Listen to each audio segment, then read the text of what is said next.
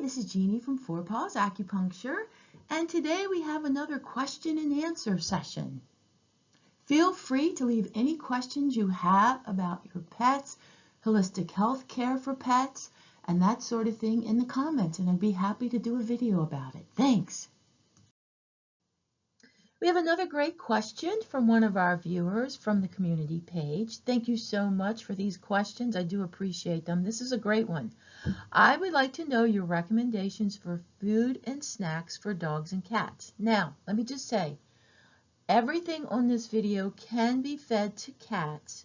However, I'm going to do my best to create a separate one for cats since they're pickier, they're finickier, and they're sensitive, more sensitive than dogs. So stay tuned for that. That one's going to take a little bit longer to produce than this one.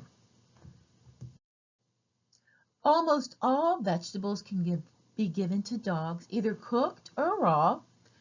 I used to give my dog Kuan Yin a carrot every night as a treat, and she loved it. She thought it was like a bone. I also would add cooked carrots and celery and parsley and green beans into her cooked meal every night. These are all safe. You can give your dog broccoli and cauliflower and Brussels sprouts and cruciferous vegetables. However, they are going to cause gas, but they're not going to do anything harmful to your dog, except maybe stink up your house. Parsley is great to add into a dog's food if they have stinky breath. You can add lettuce if they'll eat it. And make sure, no matter what, you don't add onions into your dog's food because those are toxic.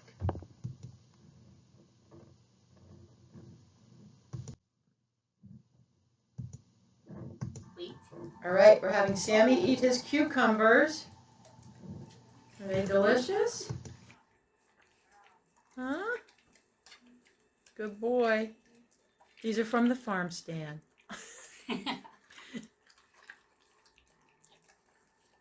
Good boy. Who said dogs don't eat cucumbers?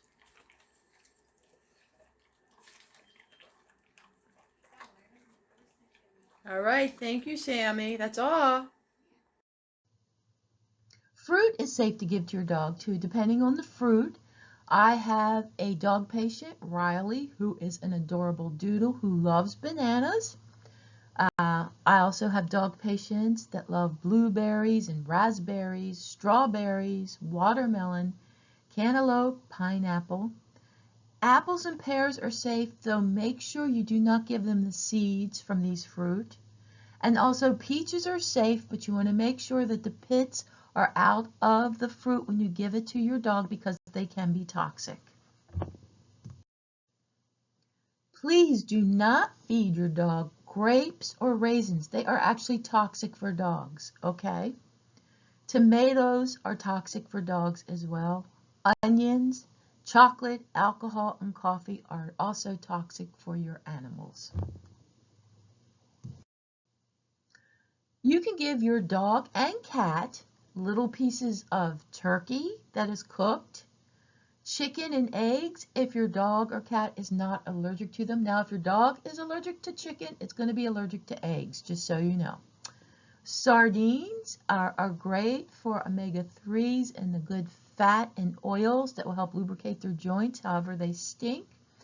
But if they don't make you gag, feel free to give them to your animals. And a small amount of cheese is okay for your pets. There are several gluten-free treats available online in pet stores. Just make sure if your dog's allergic to chicken or any other kind of substance like turkey or something else, you want to make sure that the treats don't contain them. Gluten makes all pain worse in animals and people, so you want to make sure that you're not giving your pets gluten. Another wonderful treat that lasts long, of course, unless you have a huge lab or something, are the elk antler treats. And these are actually the antlers that fall off elk when they shed them. And no harm comes to the elk, so elks do not die to bring these antlers to our pets. Their antlers are shed naturally, so I love this about them. They are wonderful for dogs with arthritis, especially those made worse with cold, damp weather, brutally cold weather, because in Chinese medicine, antlers, elk antler is used as an herb to help warm the body, warm the channels, and warm the joints. It's also okay to use in the summer too, but it's especially good in the winter for those animals. They last a long time. My dog used to love them, and they would last her anywhere from a week or two, depending on what mood she was in. Also, what brand you can buy. Now, I recommend not buying the ones that are split in half because they're kind of slivered, and I'm always worried that they're going to cut the throat or cause some kind of injury. I like the whole antlers, but you want to make sure that they have good reviews if you get them online. Sometimes if you go to a bigger box store, you'll find if you buy them, they may be out of date or moldy. So you have to be very careful about that. If you're in the USA, you want to make sure to buy from a farm that's USA. You don't want to buy them from overseas or anything. No offense to all those who live overseas.